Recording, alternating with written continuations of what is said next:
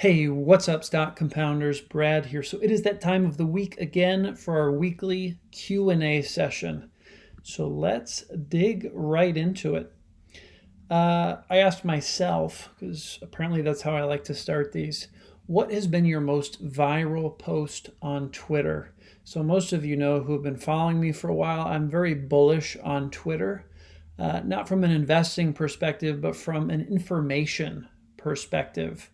Getting and sharing investment ideas with others, getting investment ideas, connecting with other great investors. So, um, my most viral post on Twitter, I actually posted not very long ago. Let's see, when was this? Something I posted on July 6th. Okay, my list of 1,000 baggers over the last 4 decades. Liked 946 times, retweeted 162 times. For those of you using Twitter, I really like their analytics tool. Okay, it shares a lot of very useful information here. One of which is the top tweet for each month. People really seem to like the concept of 1,000 baggers, right? And it makes sense. There's been a number of books written about 100 baggers, but I decided to take it a step further and see, which stocks have actually returned 1,000 to 1 over the last 4 decades, basically since I was born. So check that out if you guys haven't seen it yet. And let's jump right back into the Q&A. How do you value a company? In particular, how do you come up with reasonable growth rates and multiples? Thanks for your content. It's great value. Thank you. It's tough. I mean, that's really the secret sauce of investing from my perspective is how do you come up with what a company is going to be worth 10 years from now, right? Which is the basis for what it's worth today, at least in the framework that I'm using. You really got to understand the business. You've got to understand the industry that the business is operating in. What gives that business a competitive advantage and a moat, right? But it's very difficult to accurately forecast what a business is going to be doing 10 years from now. And it's really the secret sauce of investing.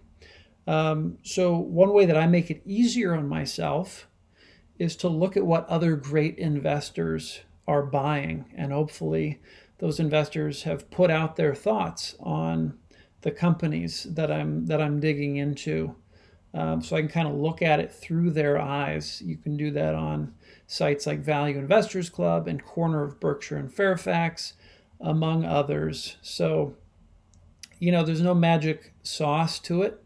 It just takes practice, and it's really helpful if you can learn from other great investors. So that's the short answer there. In your recent video, you discussed the difficulties of finding stocks that over decades give you a compounded annual growth rate of 26%.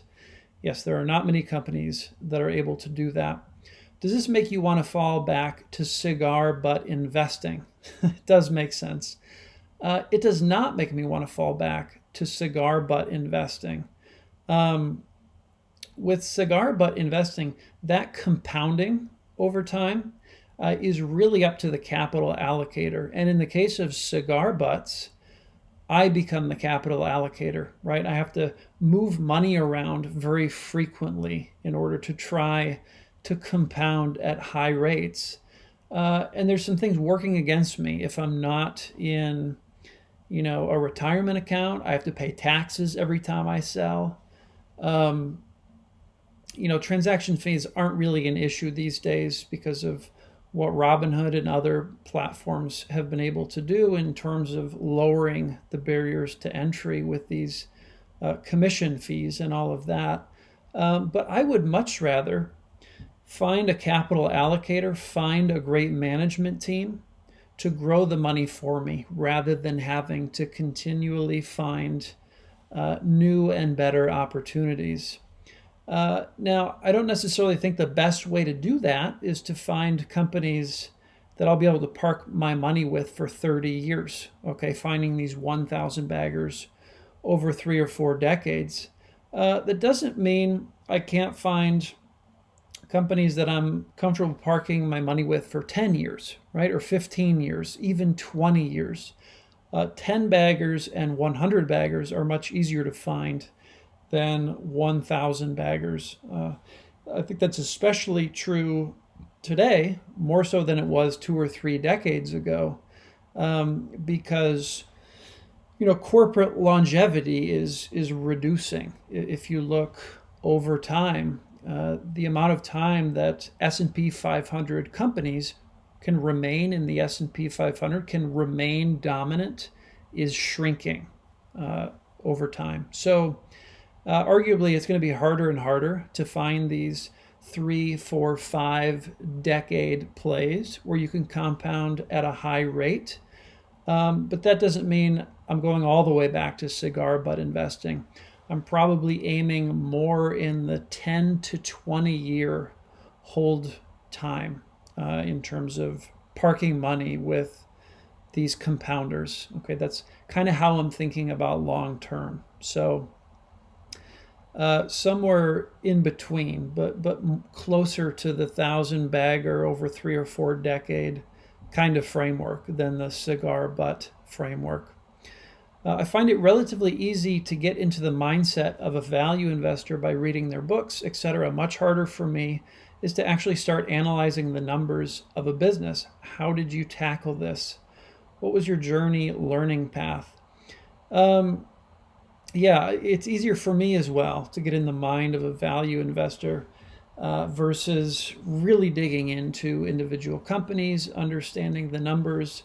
One thing Monish Pabrai said and has been saying with regularity recently is that he doesn't think the best way to analyze a business is by using spreadsheets, right? By using a bunch of different numbers to calculate, discounted cash flows and all of that. If you're a business owner, if you're an entrepreneur, that's usually not how business owners run their businesses with these complex spreadsheets. They usually understand the 2, 3, 4 key variables that are going to drive growth in that business over the next decades. Okay, so that's really our job as investors, same as business owners, to understand what those key variables are.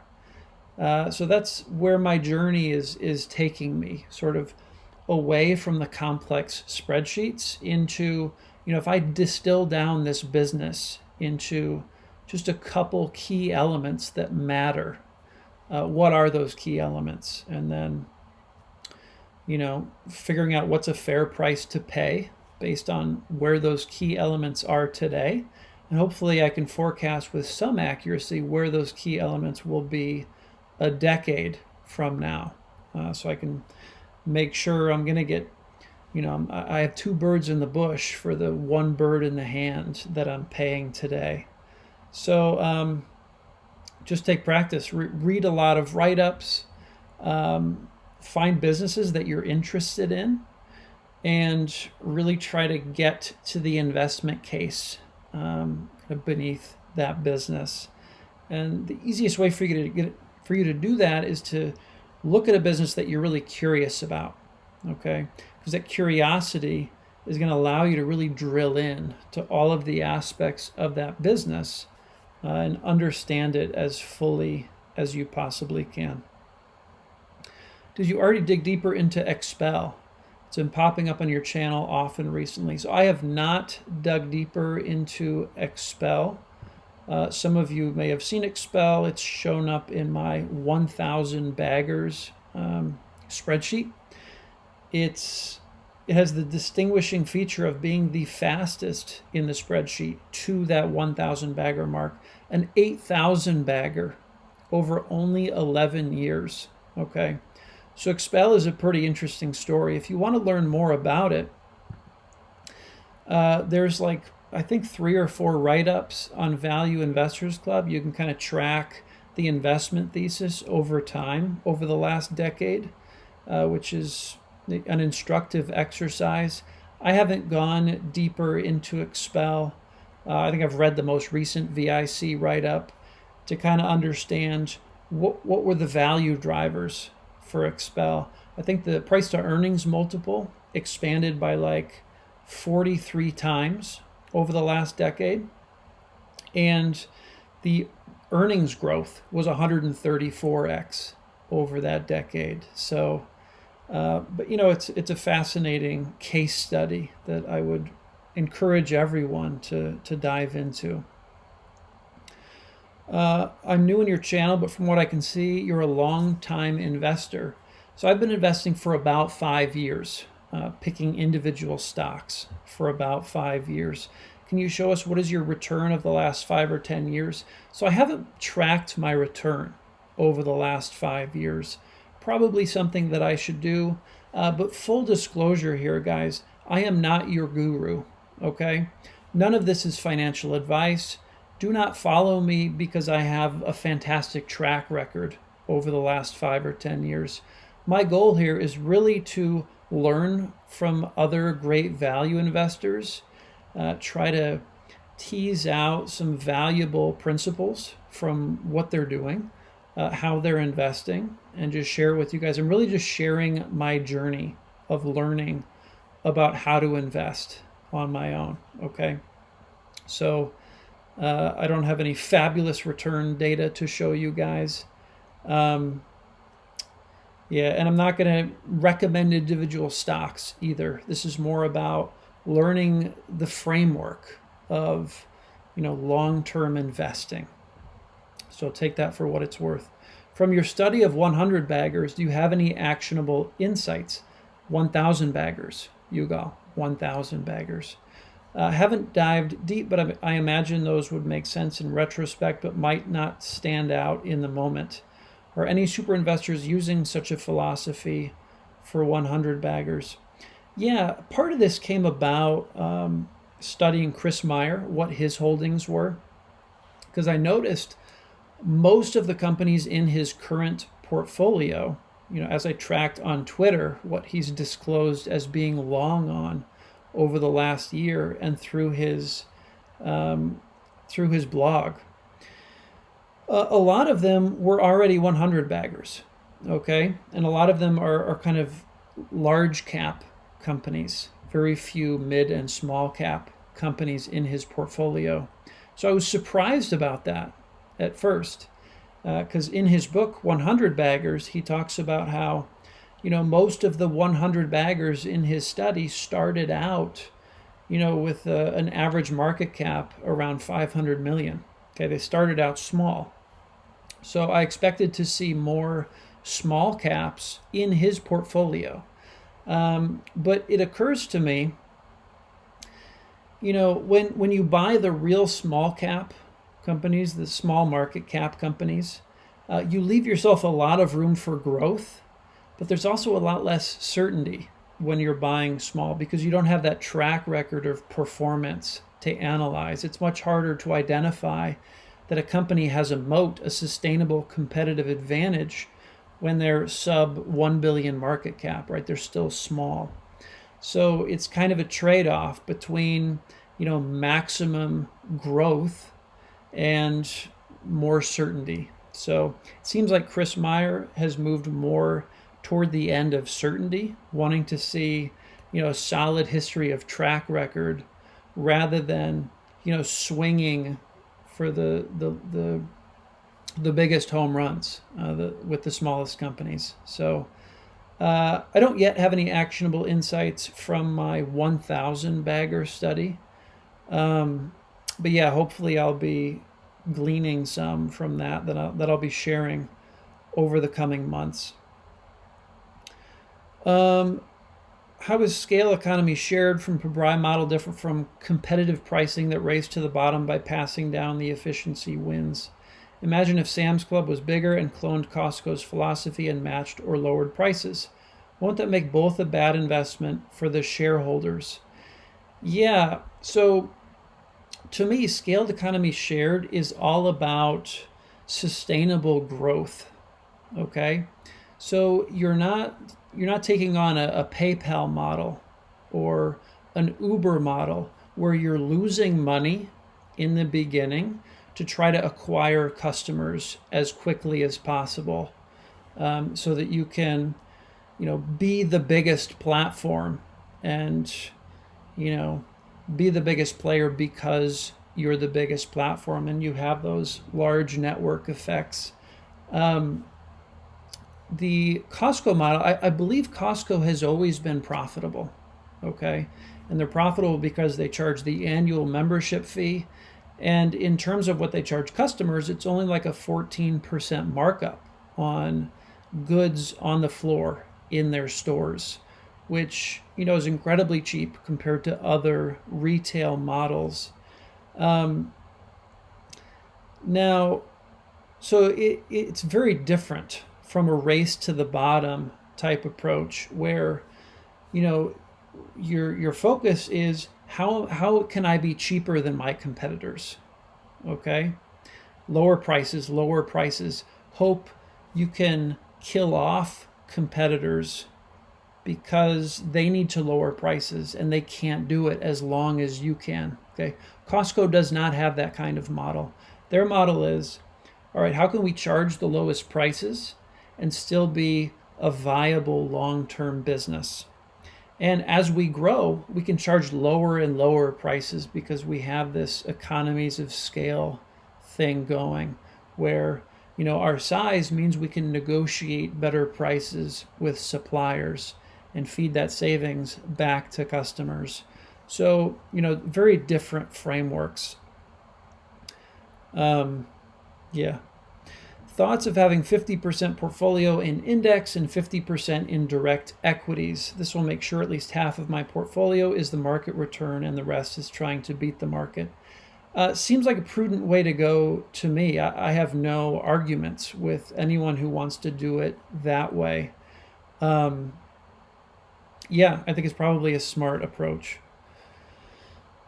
I may move more towards that over time depending on how my returns play out. Chances are what I'm going to do, I'm 100% in stock picking, and I'm going to give myself maybe 5 years or so to see if I can outperform the market.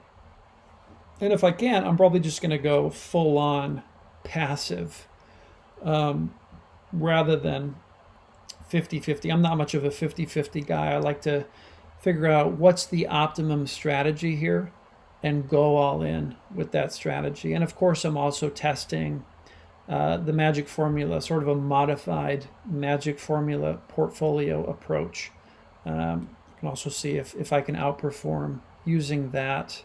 So there's kind of 3 different strategies in there. But yeah, I think it's probably a smart approach there. You'd like to follow super investors. What do you think about CP Group and their last actions in Chinese equities? I don't know anything about CP Group, so leaving a message, Marx and Brothers, below this video and tell me more about CP Group and why I should know about them. Len, do you use any other platforms besides Value Investors Club and Corner of Berkshire and Fairfax to search for write-ups? I do. I use Twitter. Okay, Twitter I think is becoming more valuable to me than Value Investors Club and Corner of Berkshire and Fairfax. As I build out my network of great investors that I'm following on Twitter, I can really search by individual ticker, see who else is bullish or bearish that's in my network, and I can message them directly. On Value Investors Club, I can't leave messages because I'm not, an active member. I haven't submitted, I think it's like 2 investment ideas per year that need to get accepted to be an active member in Value Investors Club. And Corner of Berkshire and Fairfax is great because you can message individual people who are bullish or bearish on different ideas. But Twitter, I'm more and more excited about Twitter as a tool to become a better investor. So that would be the 3rd platform that I would add to that. Did you buy some more BABA when it dropped to 200 on Thursday? I sure did, with every last dollar I had left. I did not, and the reason for that is I fully invested in Baba a couple months ago when it was at $227. Okay. I made a 20% bet on Alibaba. Now, yeah, it hurts a little bit. It's somewhat annoying that the price is dropping, knowing if I had just waited, I could have gotten more bang for my buck today than when I bought into Alibaba. But on the other hand, it's very possible that I could have started buying in a few months ago and then the price could have run away from me. Could have run up to, $260 or $300 plus per share. And I know myself, I know that price anchoring is an issue that is challenging for me. Okay. So it would have been hard to keep on buying as the price went up. So, it's just part of the game. I'm buying based on what I think the business is worth, and market fluctuations in the short term. I can't really let it impact me because it's just not relevant to how I invest. I don't invest based on short-term price fluctuations. So I definitely would be buying more now, but I'm fully invested. Previously, you had posted videos about the companies that investors were buying this week or month. Could you please provide a walkthrough for finding the same? Yeah, absolutely. Let's see if I'm missing anything from this question. So go to Corner of Berkshire and Fairfax. I think it's $30 Canadian to be a member. I think that's a lifetime $30. Corner of Berkshire and Fairfax, there's a thread in there called what are you buying today? Okay. So the previous video series, I was just going in every week and looking at the last week of what people said they were buying today. Okay. It was a lot of work. I wasn't getting a ton of value out of it in terms of finding new investment opportunities. So I stopped doing it, but that's how you could easily replicate that. Go into that thread, what are you buying today? And just see, if anything jumps out at you as an investment opportunity to dig into. How do you analyze a holding company? Price to book value? So holding company, you're really looking at, the way that I do it is I look at the value of the assets, okay, the current value of the assets. And then you probably need to apply some kind of a discount to the value of those assets, okay, because there's risk there, right? You don't own the assets directly. You're trusting that the manager of this holding company is going to do things in your best interest over time. So there's extra risk there. And the management often charges fees, right? Fixed fees, performance fees.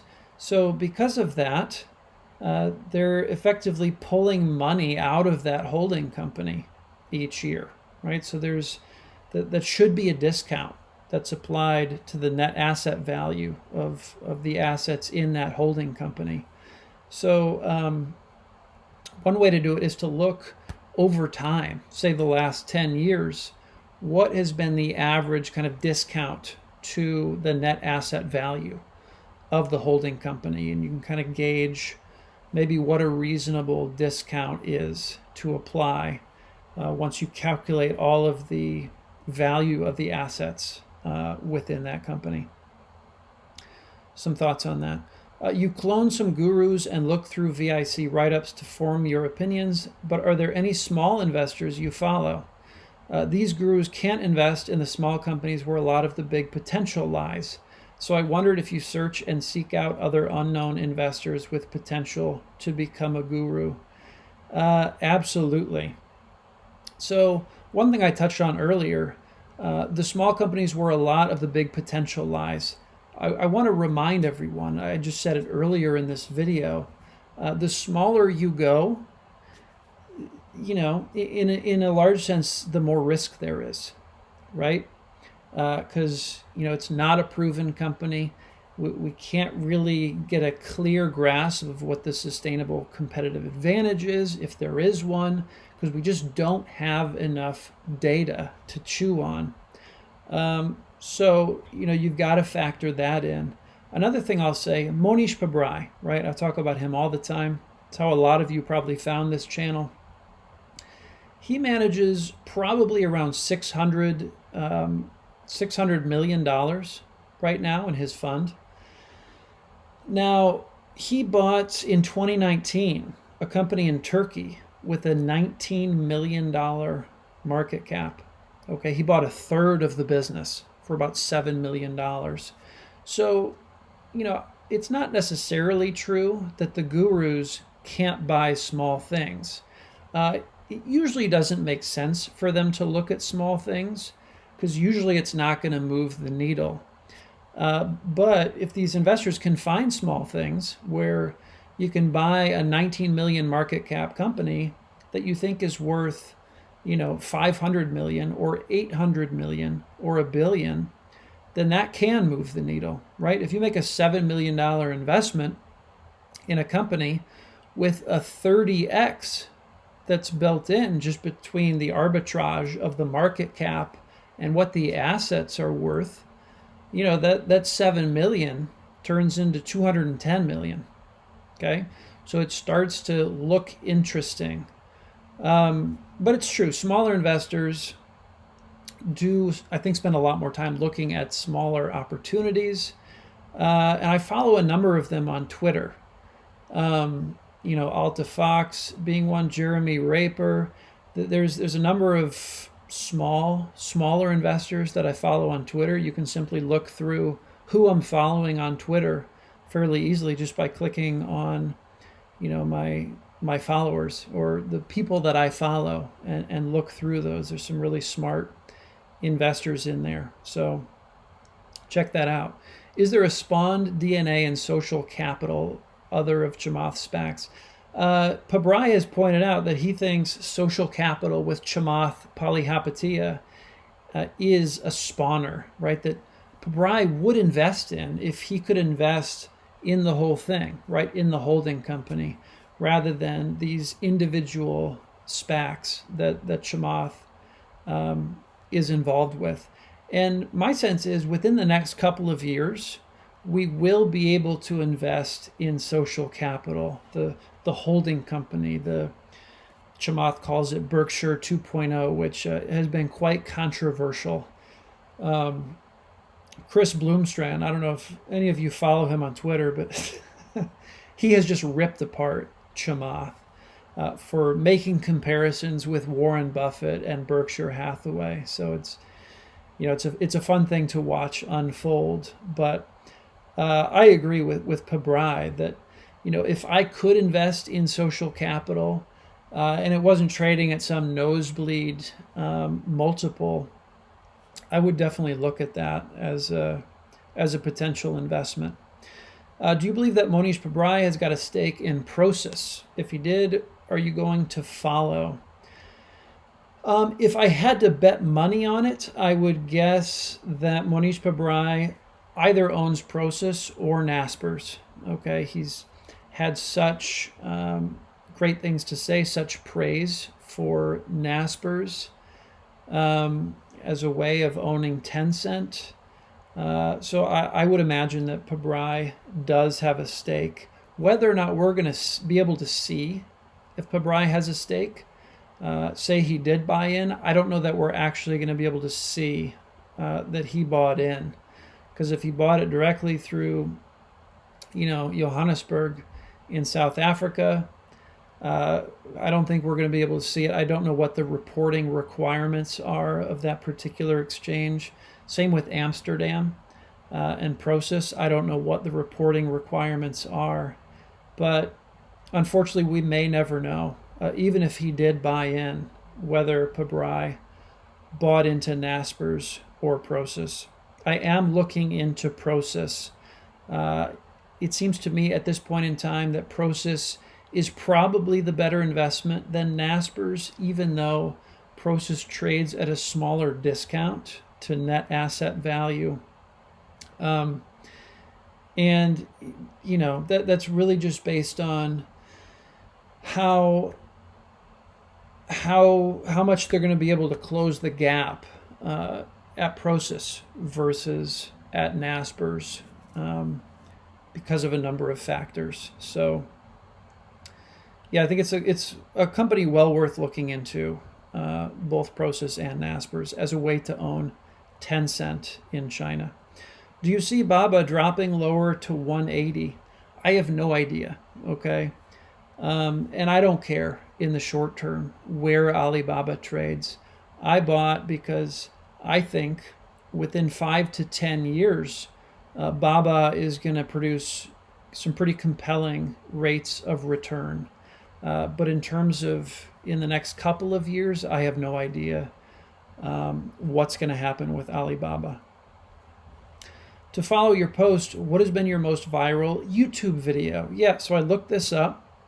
It's kind of embarrassing. Do not go and watch this, guys. I just went into my videos. I sorted by most popular. And this is a video I made 3 years ago. Basically, when I was just starting my channel, I was talking a lot about real estate, because that's kind of what I was interested in at that time.